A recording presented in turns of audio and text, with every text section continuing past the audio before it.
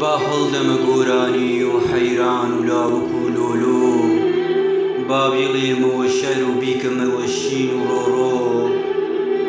با مات بم لە گۆشەیەک دانیشم دەستەوە ژنۆ، با بگریم ببارێنم هەتا هۆش دەچێ لە خۆ، تا ساڵێک دێت و دەڕوا دیسان دێتەوە ئەوڕۆ، ئەو کۆچەی پڕ زووخاوت هاتەوە ساڵ یادی تۆ، ئەی مامۆستای گۆرانی خوێن شیرینی زارگەزۆ. زۆر خۆشن بەندەکانت لە دڵدا دەدەن چرۆ، کوردستانت هان دەدا بۆ سەربەخۆیی و سەرۆ،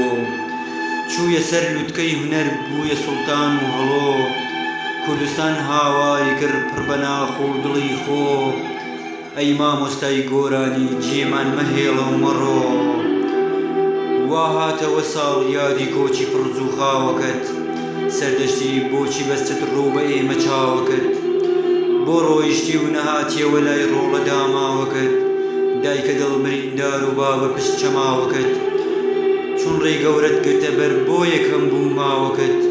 عاشق بە گەل و خاک بووی وا ڕژا بوو ئاوەکەت، بۆیە قەت ناسڕێتەوە لای ئێمە ناوەکەت، هەروە بەرز دەمێنێ بۆ خۆت و هەنراوەکەت، ئەی کێبیان لێتەوە بەندە نەکوتراوەکەت، بۆ بەجێت هێشت ئەمان لێو یارە زوڵفخاوەکەت،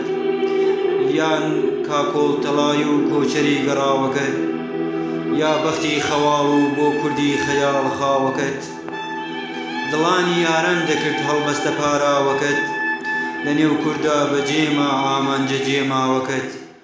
بوو بە کفن و خەڵات ئاڵا خوێن تێزراوەکەت، عاقیبەت لە خۆتت پێچا ئاڵا شەکاوەکەت، هەک ئەجەل لاقت بشکێ کەوا بوو هەنگاوەکەت.